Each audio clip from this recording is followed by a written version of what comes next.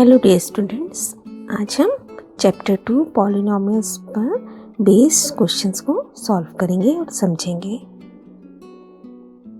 बेटा सबसे पहले देखिए, बहुपद पॉलिनोमियल्स जिसे हम कहते हैं इंग्लिश में, दोनों तरीके से नाम से हमारा यही मतलब निकलता है। बहु मतलब बहुत, मैनी, और पद मतलब टर्म्स। पॉली मतलब मैनी, नोमियल्स मतलब टर्म्स, जिसमें कि बहुत सारी टर्म्स हों।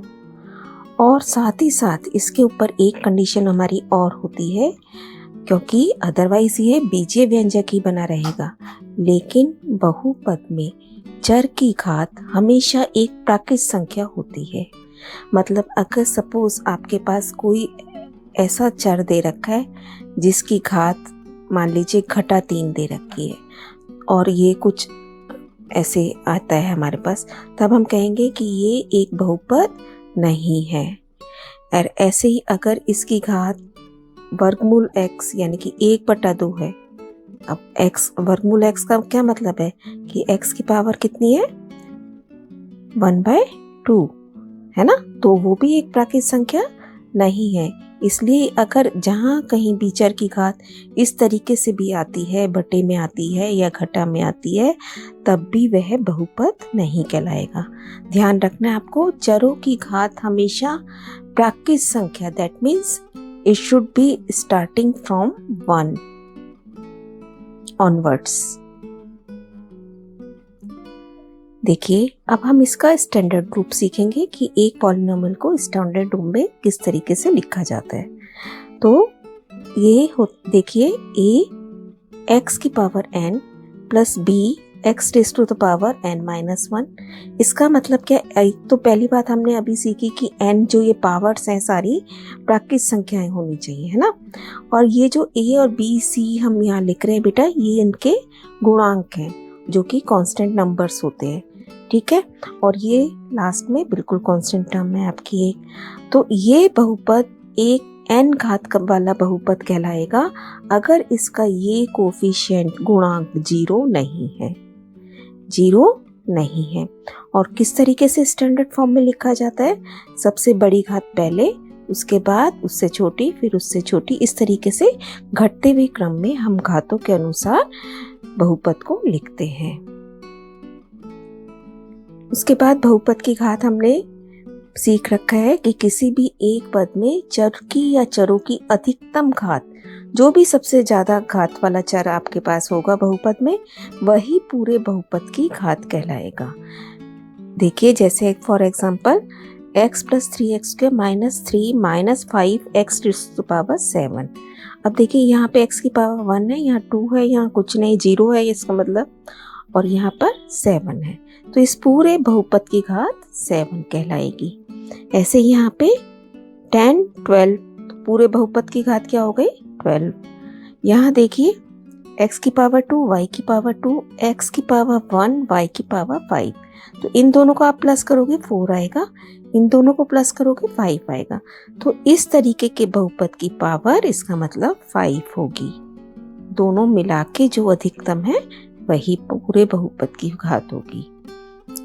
टाइप्स ऑफ पॉलिनोमियल्स, बहुपद के प्रकार, घात के आधार पर भी हम करते हैं और पदों के आधार पर भी, अकॉर्डिंग टू टर्म्स। देखिए कैसे, अकॉर्डिंग टू टर्म्स, अगर किसी में एक ही टर्म है, एक ही पद है, जैसे 5x या ओनली 7 या कुछ भी 3x² या so on, many examples can be given, तो ये सारे क्या है, क्योंकि एक ही टर्म है तो एक पद या मोनोमियल कहलाते हैं। ऐसे द्विपद जहाँ 2 पद हैं, और त्रिपद जहाँ पे 3 पद आ रहे हैं ना, 3 तक। देखिए बेटा अब हम यहाँ पर इस चैप्टर में द्विघात बहुपद के बारे में पढ़ेंगे। द्विघात मतलब जिसकी घात कितनी है, 2 है, द्वि मतलब 2। तो घात 2 का स्टैंडर्ड रूप क्या बनेगा ऐसे बहुपद का, ax² + bx + c, where a cannot be equal to 0।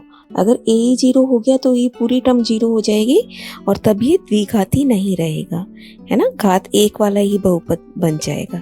इसलिए x की घात 2 का जो गुणांक है वो 0 नहीं होना चाहिए।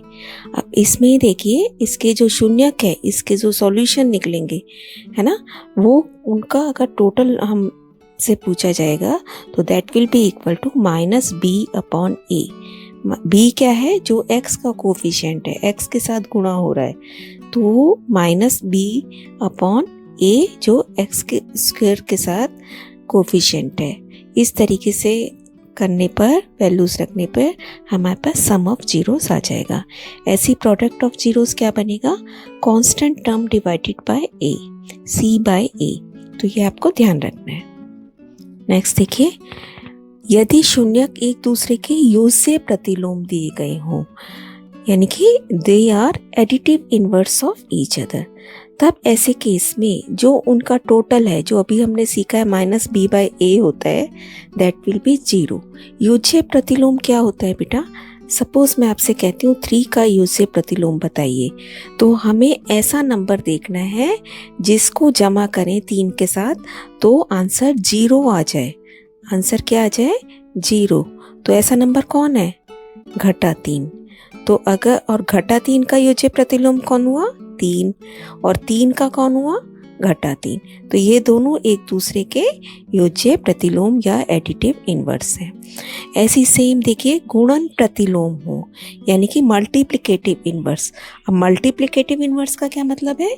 कि गुणा करने पर उनको एक आ जाए, क्योंकि एक क्या होती है? ये इसकी मल्टीप्लिकेशन की आइडेंटिटी होती है, ऐसे 0 एडिशन की आइडेंटिटी होती है। तो बेटा 3 को किससे गुणा करें कि 1 आ जाए?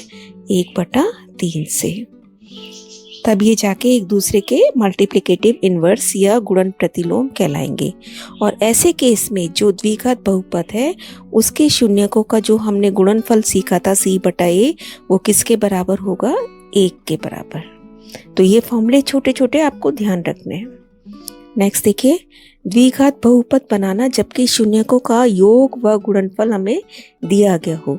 तो इसके लिए सिंपल हमारे पास एक फॉर्मूला है, x² माइनस योग, जो आपको योग दे रखा है शून्यकों का, उसको आप ब्रैकेट में रखकर इंटू x कर देंगे और प्लस में गुणनफल या product. This will give you the quadratic polynomial. ऐसे ही द्विघात बहुपद बनाना जबकि शून्यक दिए गए हों। तो ये जो फॉर्मूला था बेटा, ये हम जब अप्लाई कर सकते हैं जबकि हमें उनका टोटल और उनका प्रोडक्ट पता हो। और जब शून्यक दिए गए हों तब हम क्या करेंगे? मान लीजिए मैं आपसे कहती हूँ कि ऐसा बहुपद बनाइए जिसके आंसर 3 और 5 है। अब फॉर्मूला मुझे पता है योग और गुणनफल के लिए, तो मैं क्या करूँगी? ऐसे में पहले इन दोनों का योग निकाल लूँगी। क्या आ जाएगा? 8। और प्रोडक्ट क्या हो जाएगा यहाँ पे? 3 × 5 15। अब सीधा मैं इस फॉर्मूले को अप्लाई कर सकती हूँ, है ना, क्योंकि मुझे सम भी पता चल गया और गुणनफल भी पता चल गया। नेक्स्ट देखिए, अब हम क्वेश्चन करेंगे। देखिए, द्विघात बहुपद बनाइए यदि योग व गुणनफल क्रमशः -2 और 3 है। तो सिंपल हमें फॉर्मूला पता है, अब हमें इसमें सिर्फ वैल्यूज रखनी है। तो ये क्या बन जाएगा? x² माइनस है योग के साथ, ध्यान रखना है। अब यहाँ पे योग कितना दे रखा है? -2। तो इसे आप ब्रैकेट में डालेंगे इंटू x + 3। और आपको ध्यान रखना है बहुपद की सिर्फ एक ही साइड होती है। अब ये माइनस माइनस प्लस हो गए, 2x + 3। This is our answer. Next हमें बनाना है द्विघात बहुपद यदि शून्यक 5 और 3 है, जैसा कि अभी हमने एग्जाम्पल में भी समझा था। अब की बार हमें इनका टोटल और गुणनफल नहीं दे रखा, तो हमें सबसे पहले सम निकालना है बेटा। तो क्या बन जाएगा? 8। और प्रोडक्ट क्या बन जाएगा इनका? गुणनफल 15। तो बहुपद क्या बन गया? आप पहले फॉर्मूला लिखेंगे, माइनस, सम को माइनस करना होता है, इंटू x करना होता है, प्लस में product as it is constant term की तरह चला जाता है। अब यहाँ हमारा आंसर ये बन गया। नेक्स्ट देखिए, शून्यंकों का योग व गुणनफल बताइए। एक द्विघात बहुपद हमें दे रखा है, अब हमें योग व गुणनफल बताना है। तो अभी हमने फॉर्मूला सीखा था योग या सम के लिए क्या फॉर्मूला है? -b/a, है ना। तो -b आपका क्या होता है? b जो x के साथ टर्म है, दैट इज 4। तो -4 अपॉन एक्स स्क्वायर के साथ वाली टर्म a, दैट इज 3, और ऐसे ही हम गुणनफल निकाल लेंगे। प्रोडक्ट वो क्या है, c बाई a। c क्या मतलब है, कांस्टेंट टर्म, जो कि यहाँ पे 5 है, 5/3। नेक्स्ट देखिए, द्विघात बहुपद बनाइए जिसके शून्यांक ये दे रखे हैं। अब शून्यांक दे रखे हैं बेटा, हमें सबसे पहले इनका योग निकालना है, जैसा अभी एक छोटा एग्जाम्पल हमने किया था। तो इन दोनों को आप टोटल कर लेंगे, यानी कि बीच में क्या साइन डालेंगे, प्लस। अब देखिए ये 2√3 इससे कैंसिल हो गया, योग हमारा आ गया 10 ओनली। ऐसे ही अब आप गुणनफल या प्रोडक्ट निकालेंगे, दोनों ब्रैकेट्स को मल्टीप्लाई करेंगे, 5 + 2√3 and 5 - 2√3. Now it becomes formula of a plus b into a minus b. आपको आता है अच्छे से। और सेकेंड टर्म 2√3 का whole square, this is equal to 25 - 4 into 3, √3 का स्क्वायर 3, बहुत केयरफुली आपको ध्यान रखना है। So it is 13। अब बहुपद क्या बन गया,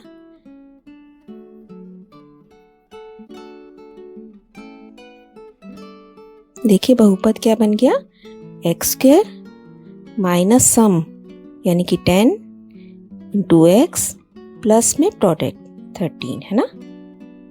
नेक्स्ट देखिए, इस बहुपद में क्या जोड़ा जाए कि एक शून्यांक 3 हो जाए।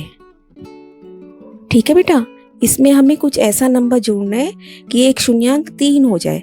इसका अगर एक शून्यांक 3 है, इसका मतलब अगर x की जगह 3 रख देंगे तो ये 0 बन जाएगा। तो हम देखते हैं कि क्या x की जगह 3 रखने पर ये हो रहा है 0। देखिए शून्यांक मतलब अगर उस वैल्यू को आप रख दोगे तो 0 बन जाएगा आपका polynomial. So it is x square की जगह हमने रखना है 3 का वर्ग घटा 5 into 3 + 4, that should be equal to, और प्लस इसमें कुछ मुझे ऐसा जोड़ना है कि जिससे ये 0 बन जाए, है ना। अब देखते हैं हमें, क्योंकि अभी इसका मतलब ये शून्यांक अभी इसका है नहीं है। अब इसे सॉल्व करिए बेटा, 9 - 15 + 4 और प्लस में हमें कुछ जोड़ना है जिससे 0 हो जाए सारा आंसर। 9 - 15 - 6 + 4 - 2। अब प्लस में आप क्या रखें कि 0 बन जाए, -2 के साथ क्या रखोगे, सो सिंपल आंसर इज 2, है ना। इसको हम y भी बोल सकते थे, जैसे अननोन को हमेशा हम कुछ मान लेते हैं ना, तो ऐसे ही इस केस में भी हम कर सकते थे, या k मान सकते थे, कुछ भी, that is up to you. और ऐसे भी कर सकते हैं ब्लैंक बना के। नेक्स्ट देखिए, शून्यांक ज्ञात कीजिए बेटा, जो कि हम मिड टर्म को तोड़कर बहुत अच्छी तरीके से सीखते आए हैं अभी, और काफ़ी हमें प्रैक्टिस भी हो गई इस तरीके के क्वेश्चंस की। एक बार फिर से कर लेते हैं। शून्यांक का मतलब पहले आप इसके गुणनखंड करेंगे। a कितना है 2, b is 1 and c is -6। अब गुणा करने पे मेरे पास ac आना चाहिए ना, तो दैट विल बी -12। अब आपको 12 के इस तरीके से टुकड़े करने हैं कि 12 आए गुणा करने पर, वैसे आए 1। तो क्या बनेंगे इसके गुणनखंड, 4 और 3, है ना। अब बड़ी टर्म के साथ हमने बताया था कि हमेशा आपको b का साइन रखना है। b क्या है, प्लस में, तो ये प्लस रहा, और इनको घटाओगे तब 1 आएगा ना, तो इसका मतलब दूसरी टर्म माइनस की है। अब आप फर्स्ट टर्म को एज इट इज रख देते हो, मिड टर्म की जगह हम ये रखेंगे 4x और x लगाएंगे साथ में -6, 2 की पेयरिंग करेंगे,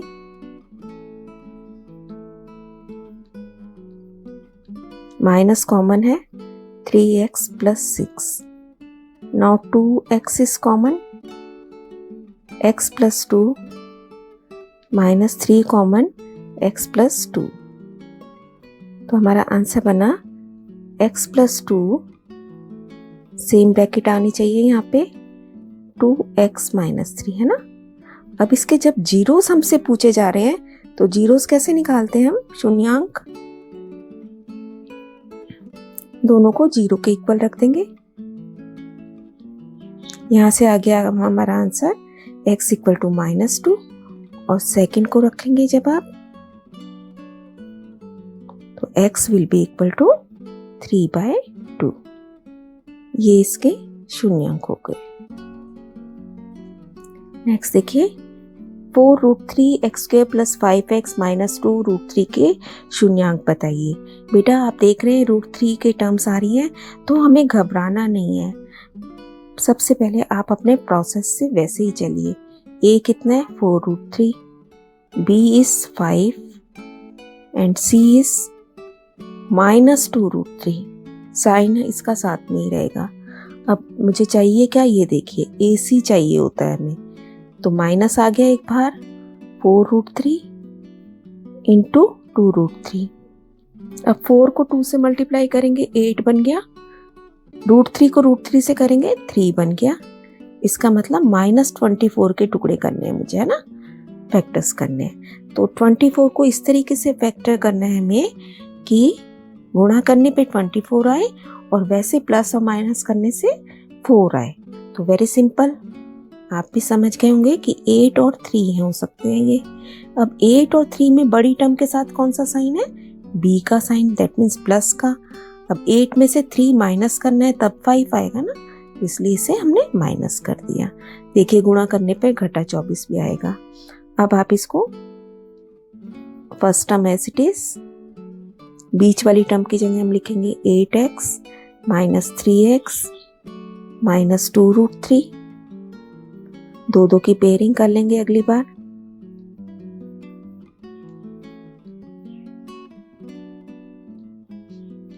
माइनस कॉमन 3x - 2√3।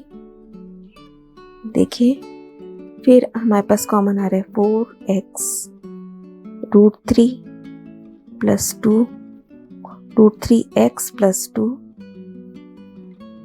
एंड यहाँ से भी हमें सेम ब्रैकेट यहाँ बनानी है बेटा, और यहाँ आप देख रहे हैं 3 है, तो हम √3 कॉमन लेंगे जिससे कि अंदर भी √3 बच जाए, x बच जाए और +2, क्योंकि यहाँ पे प्लस आएगा क्योंकि माइनस हम बाहर निकाल चुके थे। 9 दोनों ब्रैकेट सेम हो गई, तो यहाँ तक हमारा क्वेश्चन सही है। इसका मतलब √3x + 2 and the second bracket is 4x - √3। अब इसके जीरोस बताने हैं हमें, शून्यांक बताने थे ना, तो जैसा अभी हमने पिछले क्वेश्चन में किया था, दोनों को 1/1 = 0 रख देंगे। तो x कितना आ जाएगा यहाँ से?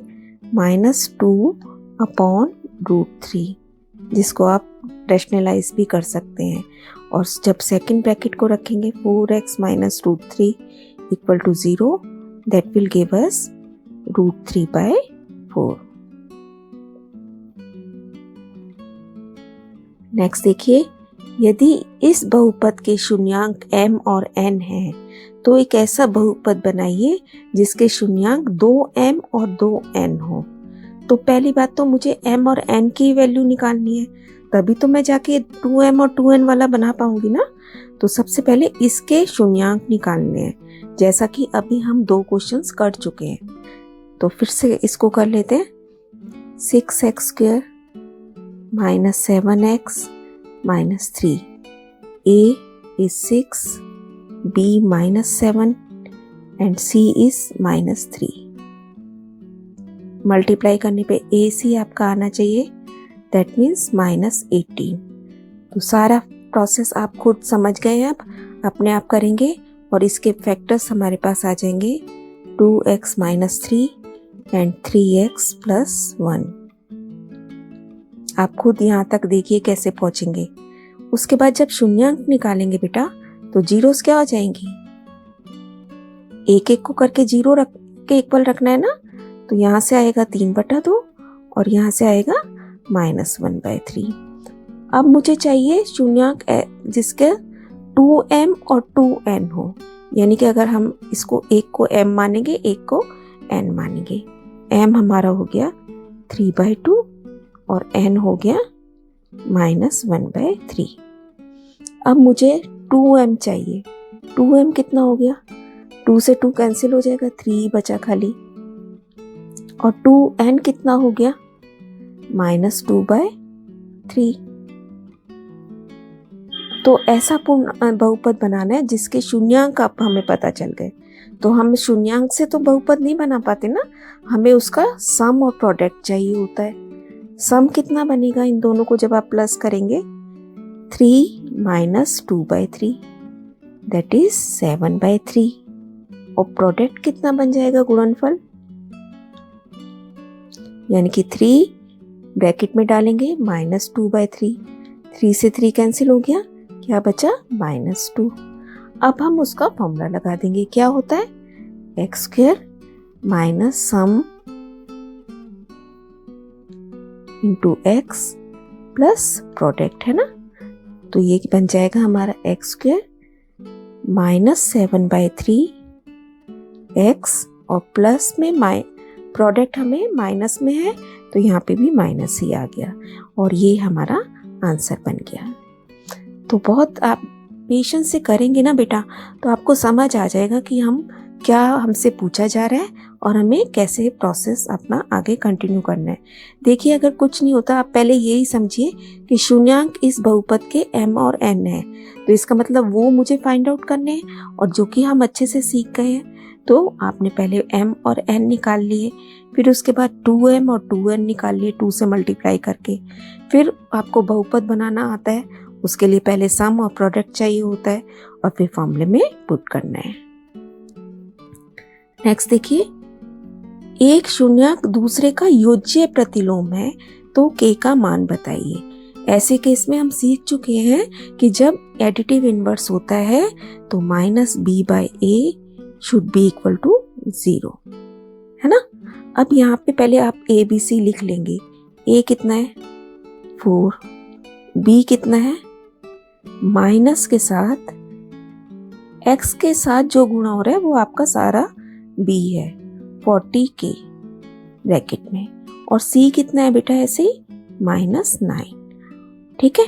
अब आप यहाँ पे आ जाइए, आप लिखेंगे क्योंकि शून्यांक एक दूसरे का योज्य प्रतिलोम है, therefore -b/a is equal to 0। अब हम वैल्यूज रख देते हैं इसमें। -b, ये b के साथ एक ऑलरेडी माइनस का है, देखिए यहाँ पे, तो माइनस माइनस मिलके क्या बन जाएंगे? प्लस। और हमारे पास आ गया 8k² -40k अपॉन में a रखना है आपको 4, that should be equal to 0। तो अब ये कितना बना हमारा आंसर? ऊपर से आप कुछ कॉमन निकाल सकते हैं, 8k इज कॉमन। यहाँ पे हमारे पास बचा k -5 और नीचे बचा 4 इज इक्वल टू 0। अब देखिए 4 से ही कट गया, अदरवाइज वैसे भी 4 इस तरफ इंटू होके 0 बन जाता। अब यहाँ जब आप आगे सॉल्व करेंगे तो हमारे पास आ जाएगा या तो 2k 0 है और या k -5 0 है, दोनों में से एक ना एक 0 है, जब भी तो इनको गुणा करने पे 0 आ रहा है। सो आंसर क्या बना? या तो k 0 है या k 5 है। दोनों जगह वैल्यूज रखने पे हमें हमारा आंसर मिल जाएगा। तो इसके दो आंसर बन गए, k is 0 and 5। ऐसे ही नेक्स्ट क्वेश्चन देखिए, जबकि एक बहुपद हमें दे रखा है और एक शून्यांक दूसरे का गुणन प्रतिलोम हो, मल्टीप्लिकेटिव इनवर्स है, तो ऐसे केस में हमें ध्यान आता है c/a इज 1। c/a क्या है इस केस में? 1। आप बेटा पूरा लिखेंगे क्योंकि एक शून्यांक दूसरे का गुणन प्रतिलोम है, इसलिए c/a कैसा होगा? 1 होगा। अब हम यहाँ ABC लिख लेते हैं पहले, k² + k। a ये सारा है जो x² को छोड़ के है। b कौन सा है आपका? 68 and c is 6k। c के साथ भी k है कांस्टेंट। अब हमें c/a में वैल्यूज रखनी है। c क्या है? 6k और a क्या है? k² + k। This should be equal to 1। अब देखिए 6k नीचे में से k कॉमन आ रहा है, k प्लस 1 इक्वल टू 1। अब इस k से ये k कट गया, मेरे पास आया 6 upon k plus 1 is equal to 1। Cross multiply कर देंगे, 6 is equal to k plus 1 and that will give us k is equal to 5। यहाँ हमारा आंसर ये हो गया। तो आपने देखा किस तरीके से ये छोटे छोटे क्वेश्चंस हैं लेकिन बहुत ही इम्पॉर्टेंट है और आपको अपने कंसेप्ट क्लियर करने हैं बेटा, खूब रिवीजन करनी है। Keep on learning, stay blessed.